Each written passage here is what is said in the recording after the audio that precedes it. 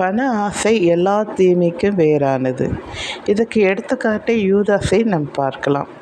யூதாஸ் அந்த 30 வெள்ளிக்காசுக்காக ஆசைப்பட்டு இயேசு கிறிஸ்துவை காட்டி கொடுத்தான். லாஸ்டில் அவர் உத்தமமான மனுஷனை காட்டி கொடுத்தமே என்று அவன் என்ன செய்தான்? நாண்டு கொண்டு செத்தான். மன்னிப்பு கேட்காமல் நாண்டு கொண்டு செத்தான்.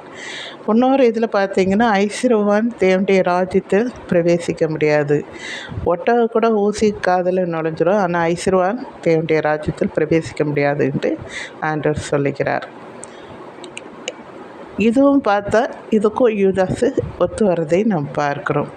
பண ஆசை எந்த அளவுக்கு தேவனுடைய ராஜ்யத்தையே சுதந்திரிக்க முடியாமல் போயிடுது பார்த்தீங்களா?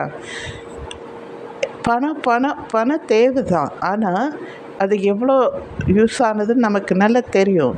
ஆனால் தேவையானது ஒன்றே போதும் என்ற மனதுடனே இருக்க வேண்டும். சிலருக்கு பார்த்திங்கன்னா பணம் அவ்வளோ ஆசைப்படுவாங்க. நகை வாங்கணும். அப்போ இரவில் அவ்வளோ நகை இருக்கும், எல்லாம் இருக்கும். ஆனாலும் மேலே சம்பாதிக்கணும், மேலே அவங்களுக்கு அந்த பணத்து மேலே அவ்வளோ இதுவாக இருப்பாங்க. அதனால தான் ஆண்டவர் சொல்கிறாரு, ஐஸ்வர்யவானுக்கு போக முடியாது பரலோக ராஜ்யத்துக்கு அப்படின்னு சொல்லப்படுகிறது.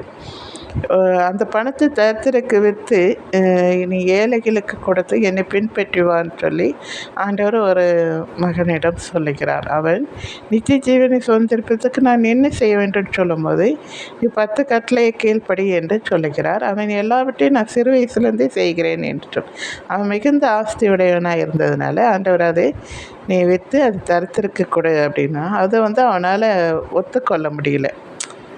அவன் அப்படியே திரும்பி போனவனாய் ஆகிவிட்டான். அப்போ தான் ஆண்டவர் சொல்கிறார் இந்த வார்த்தையை, ஒட்டகம் கூட ஊசி காதிலே நுழைந்து விடும், ஆனால் ஐஸ்வர்யவான் பரலோக ராஜ்யத்தில் பிரவேசிக்க மாட்டான் என்று மெய்யாகவே சொல்லுகிறேன் என்று சொல்லுகிறார். எத்தனை உண்மையானது பார்த்தீங்களா?